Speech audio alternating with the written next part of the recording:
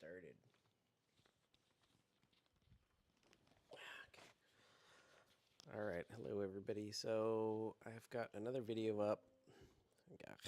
I've got another video up where I'm just rambling about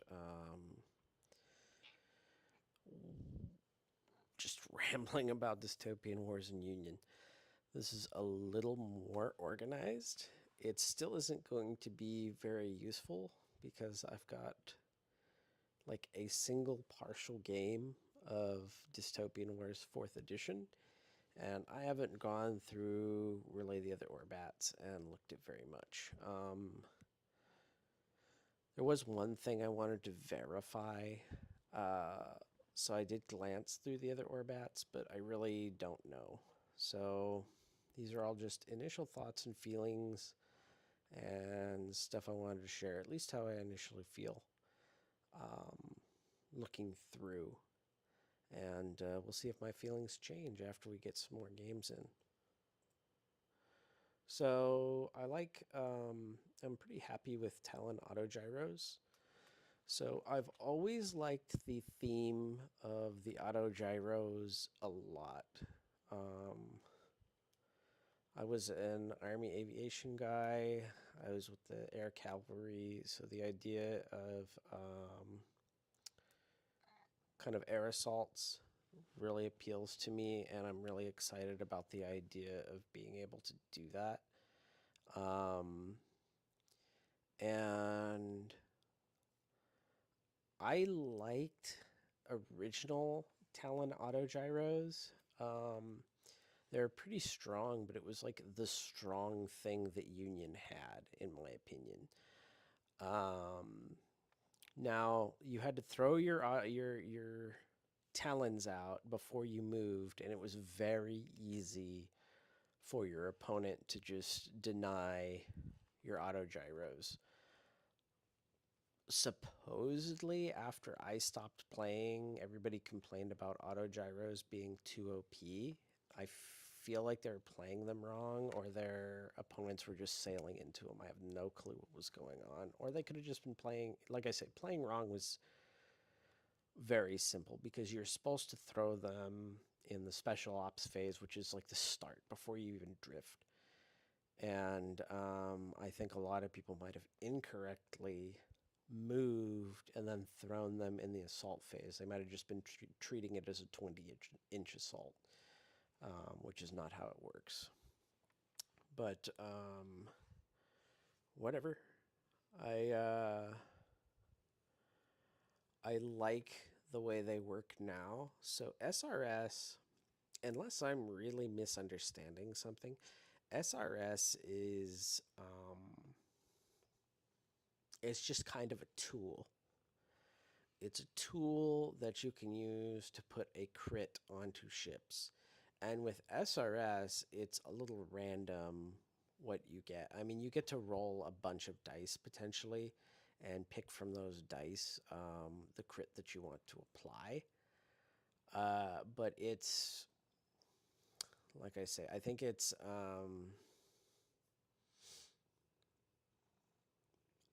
I'm not sure. I almost feel like you may pay for too much for SRS, but I really don't know.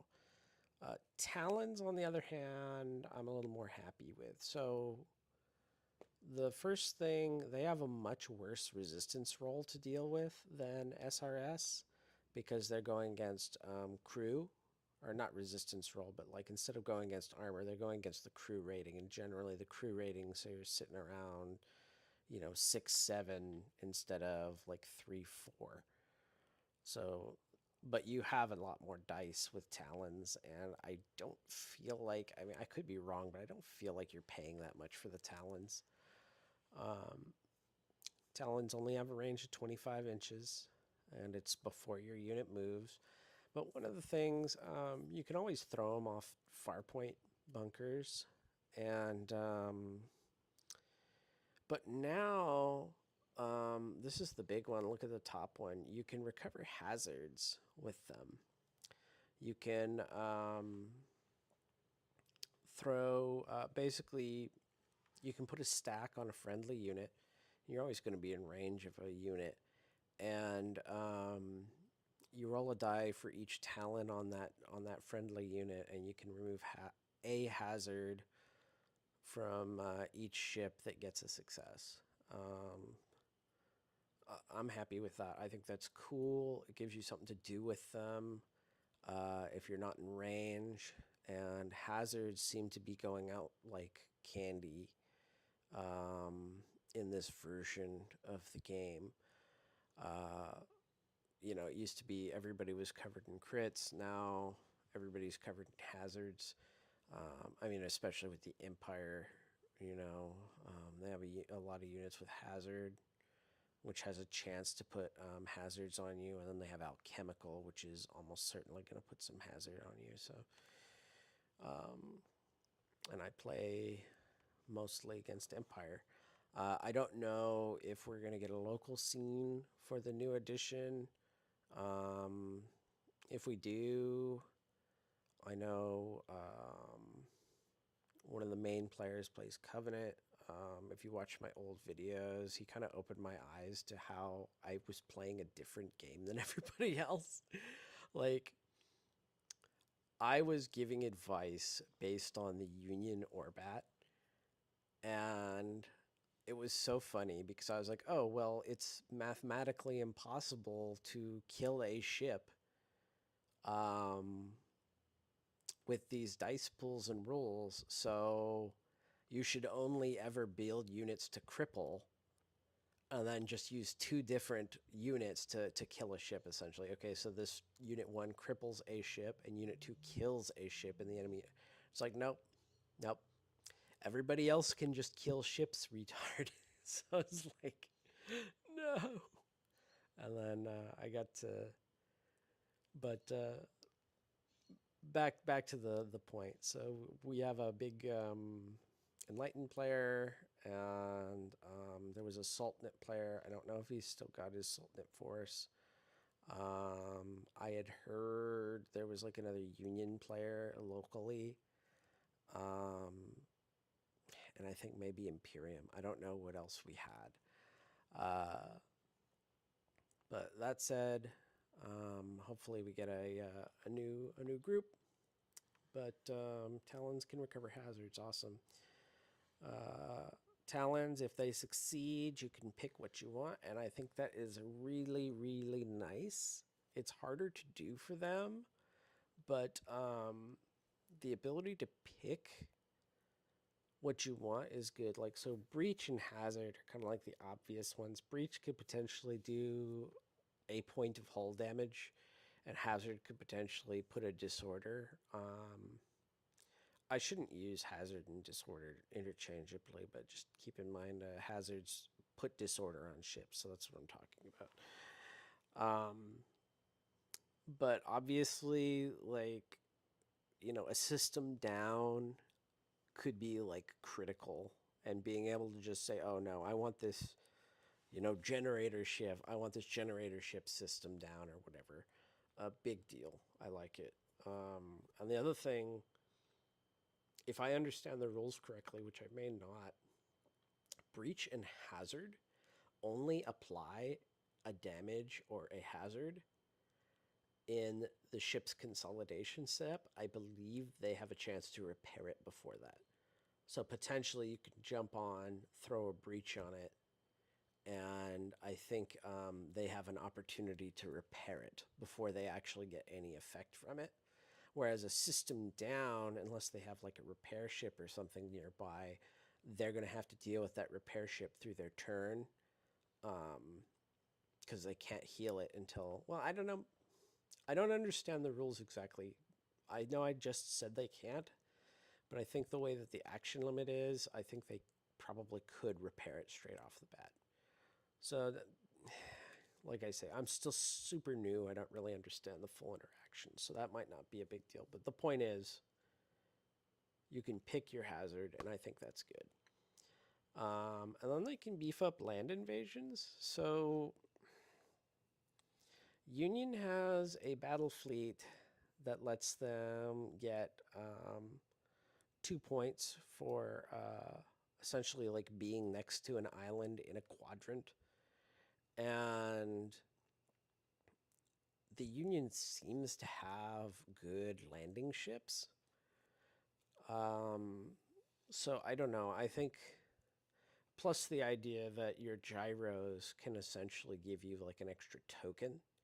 Like the landings are once per game, even if not all the ships in the unit participated in a landing. They can only ever do one landing per game. So what I kind of wanted to do was take a lot of little landing units and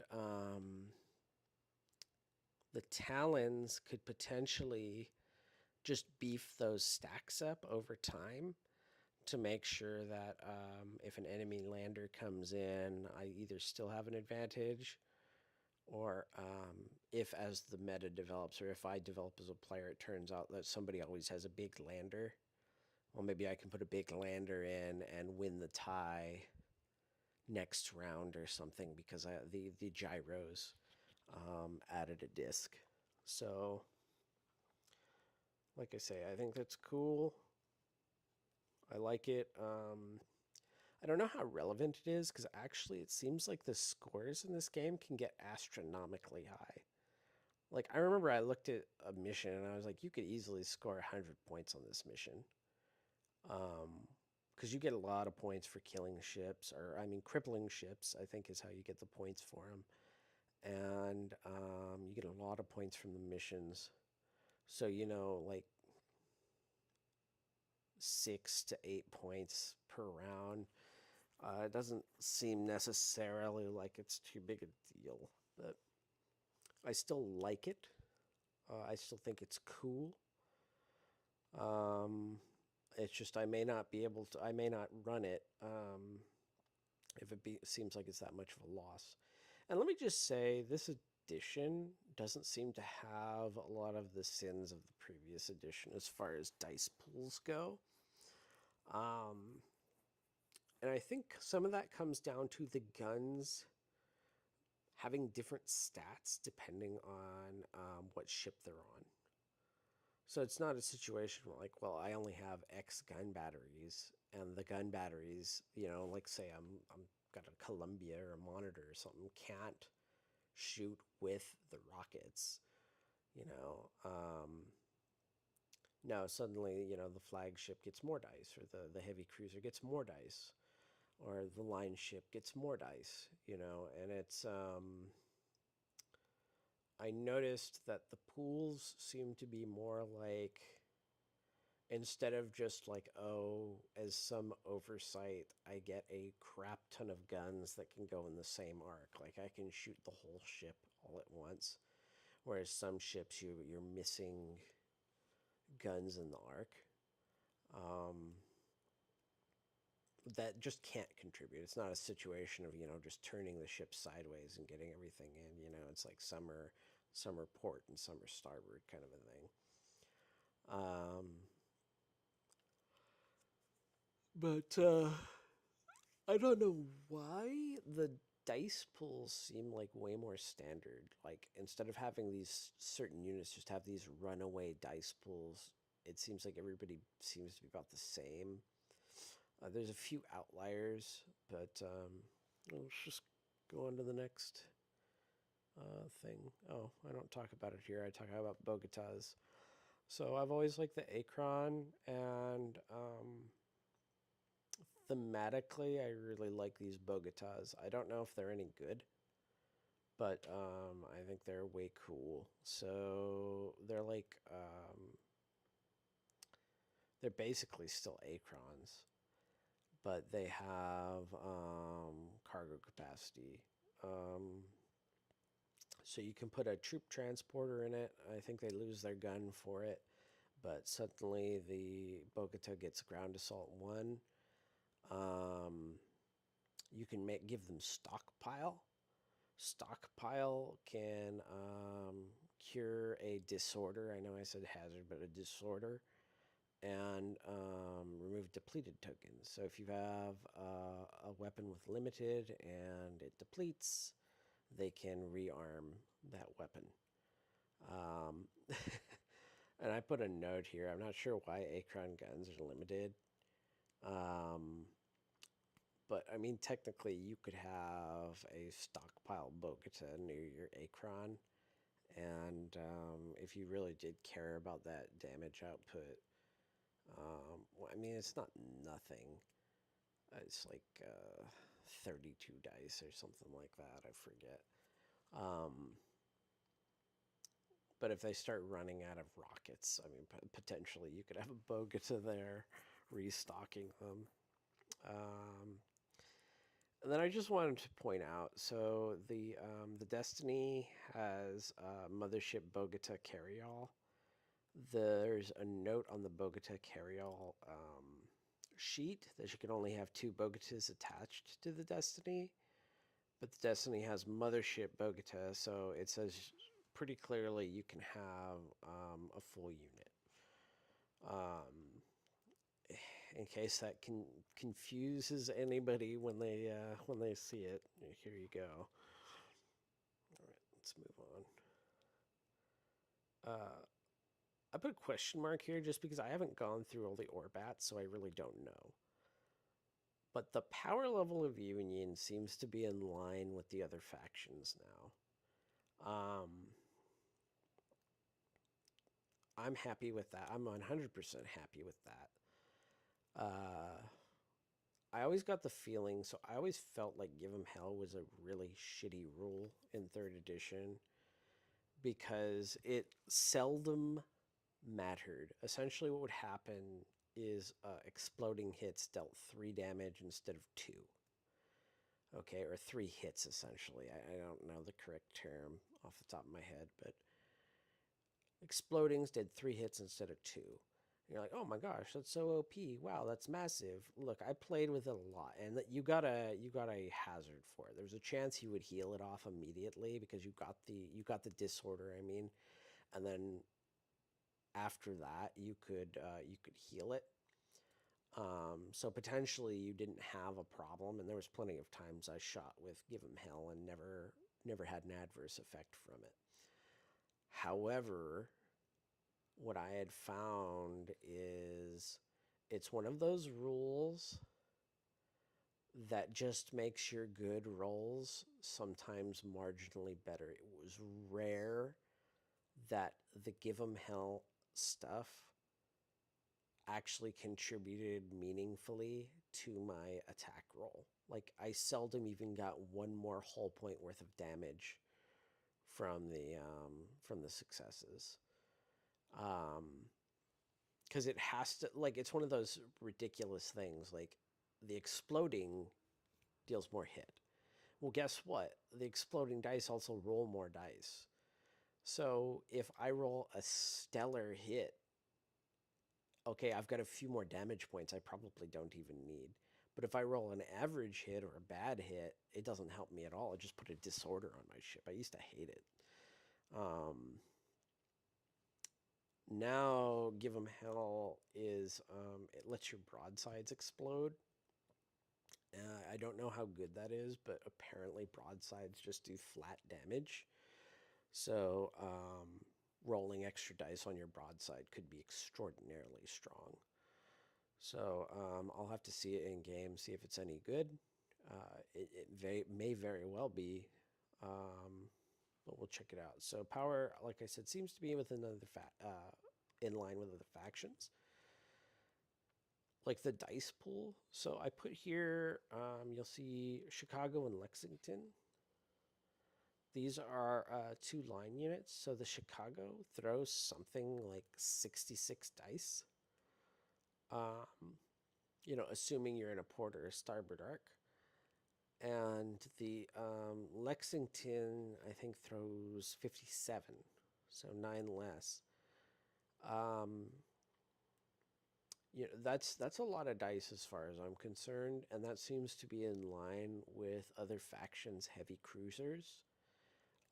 With the Chicago's kind of pulling ahead. I mean, I'm sure other factions have stuff that can do as much, maybe even more, but that's a very respectable pool, right? I mean, I don't know if you could ask for more than that. Well, I'm sure you can, but I feel like I'm happy with that. and let's say they just do a game wide. They bring the damage ceiling down game wide, and they bring these down. I don't think I would. I would throw a fit. But I like this a lot because this was a problem I felt like in third edition. It just seemed like Union could not get past like a certain damage cap that other factions could.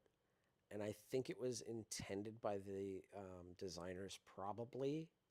Like I always feel like the designers, since it didn't have like I really felt like Union didn't have an advocate. The war host at the time I was playing, the person that did Union stuff didn't play Union. And I remember I used to say stuff and he would just be like fucking he'd be like, "What are you talking about? How are you losing to Empire? Empire is so much harder to play." And I'm like, "Dude, Empire get to redeploy their entire army after I've deployed. And since you can hit everything turn 1 at long range, it's just a matter of like, okay, that unit goes, it destroys one of my ships. That unit goes, it destroys one of my ships. Well, you're not playing with enough terrain. Let's not get into it. All right. Bottom line, I think old Union used to be more in line with what the developers intended. And I feel like they always intended for you not to be able to just destroy a ship every activation. I think it was more meant to be like kind of the way I thought it was. You could only cripple a ship at best in an activation. But you never had enough to fully destroy the ship unless we're talking about like mass ones or something like that. No clue. No clue what the truth of that, but whatever. So the power level seems fine. Might be subject to change, whatever. This stuff seems in line with other heavy cruisers. The damage may be normalized per unit, and as far as I'm concerned, that's fine. You know, I'll focus more on my faction special rules and special abilities and special capabilities to try and pull ahead than, you know, just, okay, this unit has an astronomically high dice pool and I can almost guaranteed destroy a ship per activation or whatever. This is just an observation. I don't know if this is true at all. So the dice pools appear to be like maybe 20 dice is like a weaker ship, 40 dice is like normal. And then when you get into the 50s and 60s, it's like a high dice pool. No clue if that's true. I haven't gone through and really looked at the other Orbats, but it seems to be what's going on. So hydrophone relays, I have no idea if these things are really any good on the table. If I understand them, they basically make it so your visibility is never hampered or obscured if the hydrophone relay is within like 15 inches of your target. So what that does is, I think, it makes it so your opponent doesn't get cover, and you don't suffer the penalties from like obscuring and stuff like that. Which it used to stop your dice from exploding. And I'll be honest, I'm not sure. I could have missed if it still does that, but I think it gives you cover now. Like I say, I need to go through the rules again and more carefully. I need to play a lot more games. But it seems like it should be a good bonus. The Cheyenne and a few flagships have an ability called Triangulate, which increase their dice output if there's a hydrophone relay on the target. Nothing extremely lethal, to be honest. I feel like maybe for that level of coordination, you should get a bigger bonus, but I don't know. Maybe I'll put a balanced claim in and say Cheyenne should have Triangulate too. But like I say, not sure how much this will matter. I think it's cool. Farpoint platforms get them. I already like Farpoint platforms, but technically, if you're throwing some Farpoint platforms forward, um, that'll make sure you've got your hydrophone relays within a reasonable distance of the enemy. Um, so, and of course, we've got a bunch of like Boston's Valiants. Um, I think some of the airships have hydrophones. Acron, Acron come in a big unit and are very fast and maneuverable. They've got them. So I think we will get them. I am not sure. Uh, it's just one of those things. Sometimes when you do coordinated stuff like this, or you go for a buff like this, you spend more points trying to get the buff than simply more guns would have done for you. I'm not phrasing it correctly, but essentially, like, let's just make up numbers and just say the hydrophone relay effectively gives you 2 extra dice to your attack. But if you never bothered taking any of the hydrophone units, you could have a whole extra unit of Lexington on the table, right? Like, the unit of Lexingtons is better than the stupid hydrophone buff, essentially, right? Like, that's the worry. But that's something I'll get to explore or understand better as we play. I think you should be able to attach Acron to more stuff. By the way, I think they only have attachment to the Constellation airship. So the Reliant monitor, this is actually just a 4th edition change. There's nothing special about the Reliant. I have built these, by the way. I have Reliant monitors. But I really like a maritime patrol. I like that they can forward deploy. I think they deploy as the aerial unit timing, and they put a deployment denial bubble around them. Obviously they don't block off the enemy deployment zone, but potentially you might be able to restrict the space that platforms deploy or other maritime units deploy or cloud strike. It could stop some flyers from getting somewhere you don't want them to go. So I think I like it. I think I like them. I think I might be overthinking this because armies seem much smaller now. But I think Maritime Patrol is a really cool tool. I think it's a really cool use for the monitors, and I like that. I point out here, I mean, the Reliant's worth 4 points if you destroy it. I might just be handing my opponent 4 points for something that doesn't matter. And I have another note here that this might be a good thing to put Chesapeake's on. So the Chesapeake's get bonus dice against light vessels. And light vessels, like light units, can be pretty obnoxious to kill. I feel like, for example, I think Akron's defense is like 4 or something crazy. I don't think I'm having a hallucination. I'm pretty sure it's 4. And then they're like armor 3 with 3 hull points or something insane. Like, they're so hard to kill. Like, you're better off. I feel like I actually believe it would be so hard for somebody to kill unless they have some special way of doing massive damage to light units, like, say, Chesapeake's or something equivalent, something that's specialized in killing a lot of small units. I think they would be struggling to remove the 8-man Acron from the table. And it's almost not even worth it, right? Like, what are they doing? They're a hydrophone relay.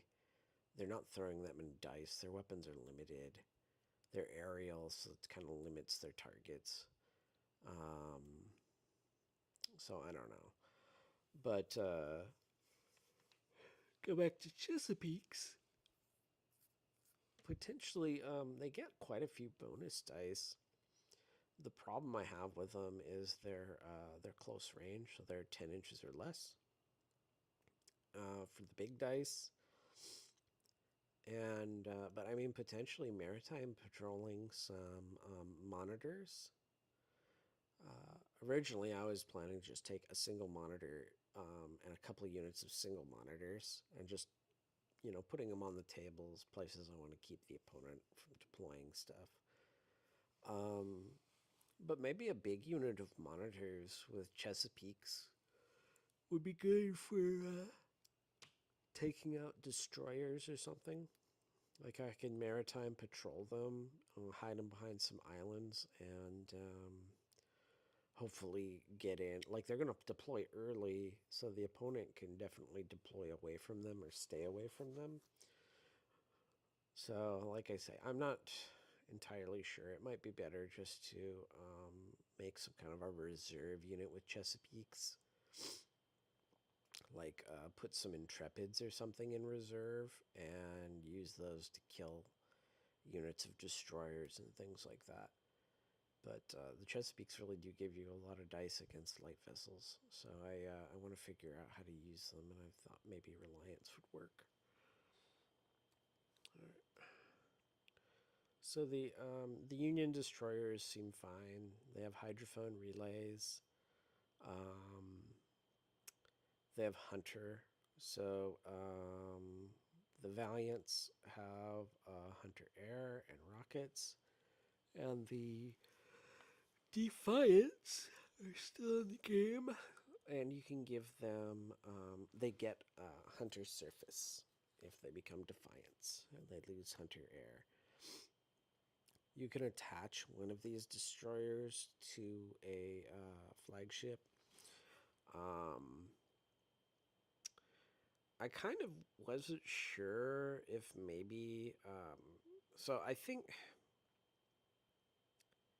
they let us have one on a flagship, and that makes sense for like a GN or a bigger cruiser. Um, but I wasn't sure if I should be allowed to have two, and maybe it was a typo. So I went through, and the only people that get destroyers that they can attach are the Imperium, and their destroyers are just throwing less dice than the Valiant, and they didn't have torpedoes either. So I think it's probably intended that you can only do one, which is still fine. I think it's worth taking. I don't understand attachments perfectly. Like, I know they don't count against your like submersible and aerial unit limit. It explains that in the battle fleet, but I don't know if I take a Valiant attachment, did that just kill like? Can I not take a unit of Valiants at that point? Or could I would that Valiant unit count for my patrol unit thing? I'm sure this is in the rules. I have to go through and read through it. Like I say, still super new to this rule set. But the destroyers look fine. They're not like the freaking nightmares I think they were in third edition. And I heard right when I quit they were nerfing destroyers. Like I literally quit and they were nerfing destroyers as I was leaving the game. But they can put out damage. They're annoying to deal with. I think they're fine, and I think it's cool that I can attach a destroyer to one of my flagships. I fully intend to do that unless it's a problem for like force selection and stuff like that. But I'll find out over time. Like, well, I'll have a chance to figure this stuff out. Okay. So this is just stuff I'm not sure about. It's stuff that's new to me, and I really don't know how it's gonna work on the table. I think it looks cool, but at the same time, I think maybe it's not gonna work the way I'd like it to, or I'm not gonna be able to make it work. So the steward seems neat. It gives a sentinel generator, and you can attach. It's a generator ship, so I guess it gives the sentinel generator to everybody within 7. I don't really understand how the generator works. I don't know if it's just I pull 2 dice out of the pool, period, no matter how many sentinel generators I have. Like, let's say I had a unit of 2 stewards and it wasn't attached. Would they pull 4 off? If I had the stewards with the generator with the generator ship on with a unit of 8 acron near them, would you pull off like 18 dice? I doubt it. I think it's just 2 dice, but they still seem interesting. I just don't know that they're worth taking. I really have to spend some time with the attachments to understand the rules correctly, and then figure out what attachments I want to use. The destroyers are probably worthwhile, and that would fix a little bit of the problem I think you have buying destroyers. Hopefully I'm wrong. Please let me be wrong, but I think the only way to get destroyers is on the John Henry sprue. They could be on the Farpoint sprue, and there's a bunch of new big cruisers that have the Farpoint sprue on them, but I think they really look like Farragut frigates to me. I didn't see the big back end on them. I've got to double check, but I think you only get them in John Henry's. And so this would mean if I bought a John Henry box, which I don't want to do, I would get I would have two destroyers for attachments, for 2 flagships. It's very frustrating because I think John Henry's the only way to get a Cheyenne as well. And if you wanted a 4-man Cheyenne, it's horrifying to me that it's like you get 1 John Henry for each spam model, right? Like, oh, I want 4 to 8 Cheyenne. That means I've got 4 to 8 freaking John Henrys. I want 6 Valiant destroyers. That means I've got freaking 6 John Henrys. It's horrible.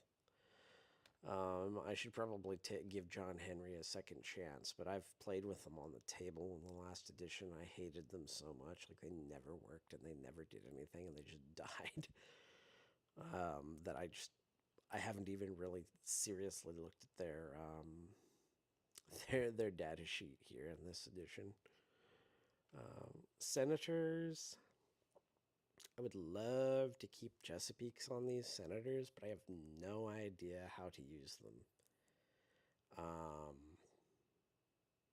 Like, if I started with them on the table, is there a scenario where a bunch of deep striking aerial units are going to show up? Or, like a bunch of small ships are going to outflank? Like, that's the other thing, too. I don't really know how reserves work. I haven't read the reserve rules thoroughly. So it's, maybe I could bring him in on reserve and just butcher any small ships that are anywhere nearby him. I don't know. Because there's 2 senators. I mean, the dice output would be astronomical. I actually think they could ravage a small unit with all of their bonus dice. If you were at close range, you would need to figure out how to divide the dice up to waste as few hits as possible. But I think there's a world where the senators could be cool. We've got a whole lot of landers and Talon carriers. The reason I put this is I'm not sure is I mentioned earlier, I don't know if the landings are that relevant for points. And there's so many in the Union, I have no idea to tell which ones are good and which ones are bad, which ones are worth their points and which ones are not. You know, it's just, I think I'm only going to learn by playing games which ones we want and which ones we don't. I have a shit ton of ore war bodies. There was a time I thought I wanted a shit ton of Saratogas, so I bought them.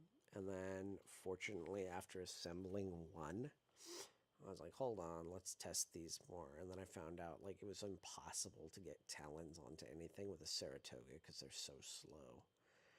Um, it's almost not until round 4 you could do it. And I did the math, like I showed the math. I was just like, look, they get. It's like round 3 was the earliest it was ever possible to get anything on with a Saratoga, and it was just useless. So I potentially have a bunch of Sumters I could make, which is probably what I'm going to do. Um, so Acrons, I'm not sure about them because it's like, it just feels like they're a hydrophone unit. And I don't know if it's worth it because once you get them up to like an 8-man, they do cost some real points. Pipeworks, I'm not sure about. So when I first looked through them and kind of dismissed them, I was thinking about only doing one attack action. I don't remember if Dystopian Wars 3rd edition only lets you do one attack action or not. But I think you just had to target your, like I'm shooting rockets here and this here. But for some reason, when I first read it, I was like, oh, I can't fire my voltaic generator, my arc thing, or whatever the heck, the big 12 dice close range weapon and all these others. I better recheck singular because maybe singular means you can shoot, you can make no other attack actions, but I think it just means that only that weapon can shoot. But I think with the multiple actions, you can actually shoot a bunch of your stuff off in different attack actions. So I mean that maybe makes them good, makes them a bit better. I'm not sure. Like I legitimately don't know. And then Farragut frigates. If you put a hydrophone relay on them, they become pipeworks. So I mean you can put Patriot automatas on them. I don't know if that's any worthwhile or any good. And that's another thing to keep in mind is you can put 2 Patriot automata on any pipeworks, which I would probably do. You can either give them the nav locking gun, or I think there's another gun that's kind of okay on them. Close range, of course, so maybe it's not really worth it, but I don't know. I'd have to see. Maybe give the Boston's Chesapeakes and Automata. We'll see what that does. But and then the last one I said, attaching a Nashville to a flagship. No clue what's going on there. I mean, the Nashville has a lot of dice, and I think it's like a repair or something like that, or I have to double check. I just haven't taken the time with it to understand. Could be very expensive and not worth it. But at the same time, I mean, when I glanced at it, there was a lot of dice on there, so it might be cool. All right, and then the last thing I wanted to leave off with is looking at the Chicago versus the Lexington. The Chicago is a bigger ship. You pay 210 more points for 3 Chicagos. And 210 points is a lot. Like, there's plenty. Like, you can take whole units for 210 points. So what do you get for that 210 points? You get 9 attack dice. There's a point where I think there's a diminishing return on pools. Like, a bigger pool is always better. Like, I'd rather have a 100 pool than a 50 pool. but I'm not sure if the 9 dice are worth it. The Chicago's are defensively much better. So they have +1 armor if the generator's online, and they just have +1 hull. So that translates to you need 15 more successes to cripple a Chicago than you need to cripple a Lexington. And that is very significant, I think. That's 45 over the whole unit. I think that's big. And since they have +1 mass, that also means that you have to, gosh, why can't I think straight? You have one more critical damage you can take before they explode. They're going to explode 1 extra inch, but I don't think that's that relevant. You could potentially keep it on the table for a while if you wanted, but it's maybe too risky. You also get 1 more turning. I don't think that matters. And the reason I don't think it matters is because all the Union ships have pivot. So, I mean, they potentially... Turning in this game, you get a lot of forward momentum. You hardly lose any forward speed at all when you turn. Whereas a pivot costs you 2 inches, and you don't move forward at all when you pivot. You just burn 2 and you turn. So that's slow, but I mean, you kind of have all the turning you need in a pinch. They make a higher repair roll. 3 dice is better than 2 for sure. I mean, I think there's still a good chance you're going to roll nothing on 3 dice, but it's just strictly better than having only 2 dice. And then your crew is 1 more for, for crew stuff, I guess for valor effects and like boarding actions and stuff. But like I say, the 210 points is a big ask, I think. And I really feel like if you were going to go Chicago's, you'd want to take all 3. You'd want to go to town. You'd want to get that big dice pool. But, who's to say? Maybe I'll continue on. Maybe it turns out that's a typo and you should only have 2 Chicago's. I could believe that because the other ones seem like they're limited to 2 each. It's possible, in which case the Lexingtons are just going to beat them out because the Lexingtons would throw so many more dice than the Chicago at that point. The Chicago would only be throwing 44 dice, and that's nothing special. So suddenly, all you're really buying Chicago for, I guess, is the survivability. I don't know if we have anything more survivable in the Union. Like I say, I haven't even spent enough time looking at the granular stats to really know. This is the only true unit comparison that I've kind of done, and even that, there's missing factors, right? Like, I mean, Lexingtons have Fusillade for whatever that's worth. I don't think it's worth too much. I mean, potentially a Lexington broadside is horrifying, right? It's only 3 dice a ship, but I don't know if it's 3 dice total. I'm pretty sure it's 3 dice per ship. But if you give them hell, they explode, and Fusillade lets you re-roll the blanks. So I mean, potentially they've got a horrifying broadside. But like I say, we'll see as time goes on. I'm happy with the feel of Union right now. I don't feel like I'm sitting here in this world where I just can't deal damage. And I'm just envious of everything else everyone has.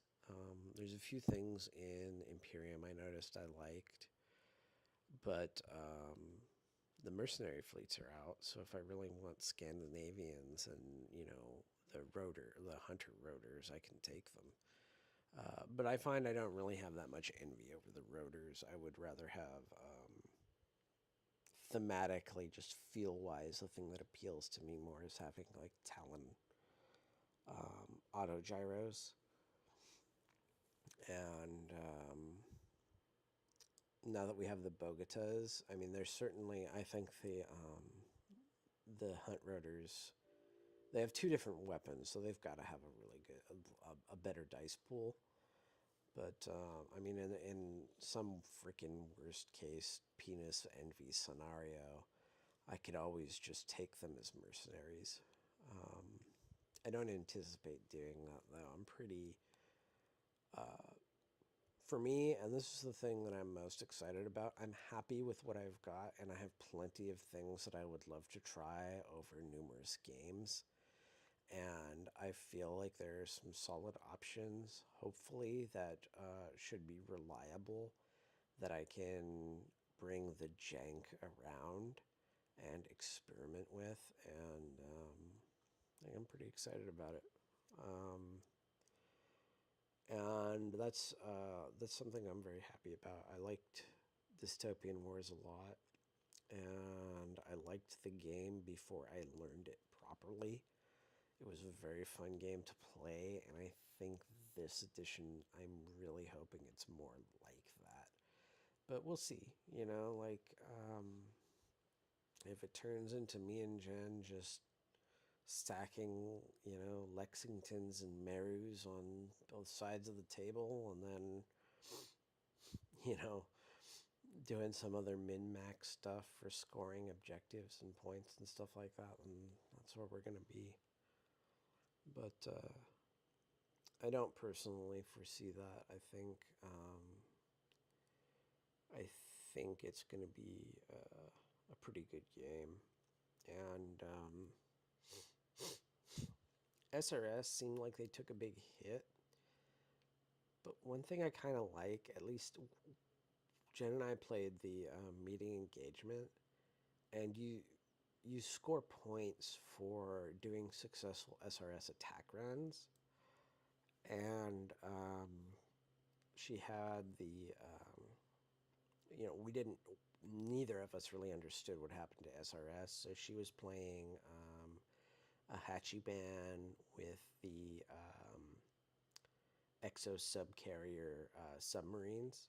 So she had a shit ton of SRS. I mean, they weren't really doing very much for her, but they were putting out a shit ton of dice. So technically, they were scoring her a lot of points. Like, she was scoring a significant amount of points for that game.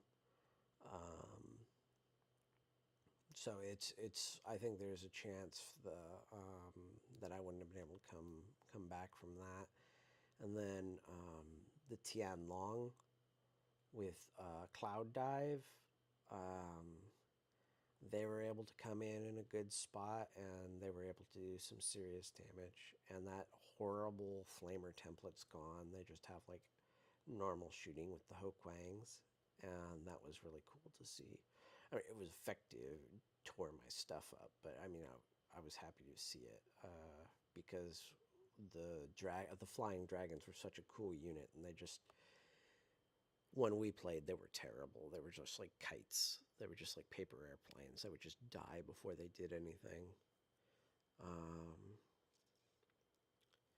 But yeah, like I say, excited for the game. I'm fully aware that that could change, but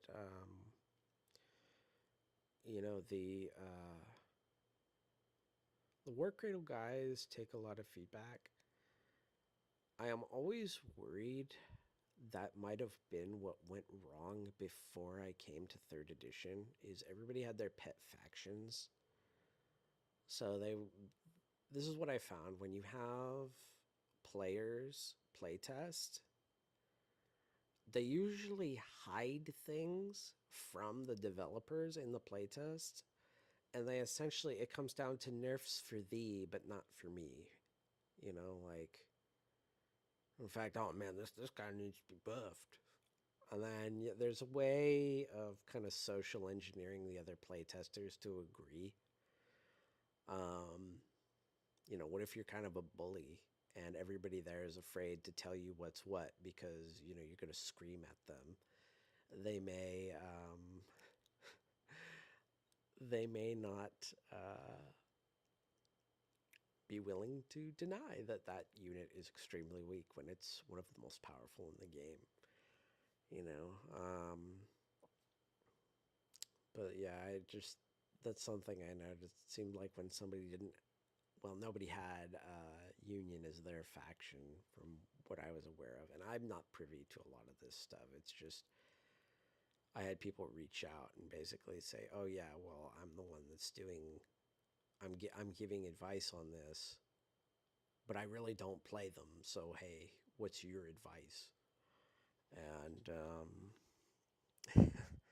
that was kind of, it was kind of eye opening to me. But it made me think, what if everybody else was more in the same state as Union at the start, and that was the way the game was meant to be, but it just got power creep to hell because of playtest feedback that was wrong. That's certainly still possible for this edition, and I hope it doesn't happen. I hope that's not what happened in the first place, but I hope it doesn't happen. I hope everything kind of stays in line, and it's more an issue of like special rules and special units affecting play style, but all the play styles being viable. We'll see. If I had to just guess, I still think Union is probably one of the weaker factions because they still don't have like a thing. You know what I'm saying? Maybe it's because they're considered a starter faction, which I don't think you should have starter factions.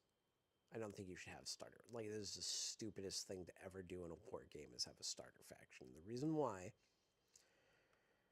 is if I just paid $1,000 on what you consider to be a starter faction, so it's never going to be good enough to do well, you just made me waste all that money, and I'm probably not going to want to pay $1,000 on an advanced faction that can actually play well, right? Like, you just ripped me off as a player, and I got such a bad taste in my mouth. I'm just going to quit your game, which is exactly what I did.